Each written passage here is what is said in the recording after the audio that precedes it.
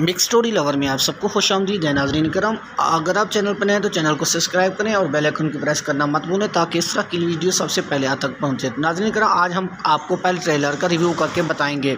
नाज़रीन करम, आप देख सकते हैं कि इसमें यहाँ सुल्ताना ने मलहन खातून को बांध के रखा हुआ होता है और दूसरा बेंगे खातून को कहते हैं कि आपने देखा है कि खंजर भी मलहन खातून के हाथ में था और उसने मुझे भी ज़ख्मी किया है और अस्मा को भी उसी ने ही कत्ल किया है। आपने गवाही देनी है मेरी अदालत में।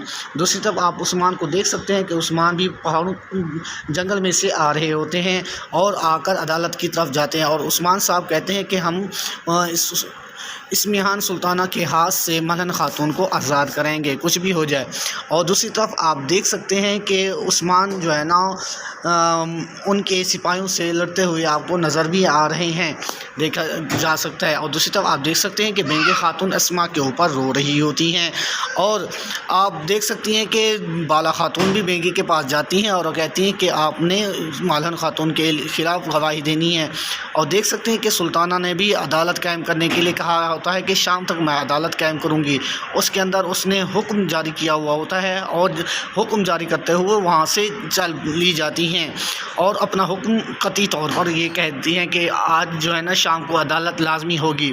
और दूसरी तरफ नाज़रीन करम, आप देख सकते हैं कि आख्तमूर सरदार कहते हैं कि बेंगे अम्मा ने अगर गवाही दे दी तो इस मलहन चाची की जान बख्शी हो सकती है। उसके ऊपर वो काफ़ी गुस्से में भी दिखाई देते हैं। दूसरी तरफ आप देख सकते हैं कि मलहन खातून बेंगे खातून के पास बाला भी गई हैं लेकिन वो किसी सूरत में मानने को तैयार नहीं है। वो कहती हैं कि मैं उनके ख़िलाफ़ गवाही नहीं दे सकती।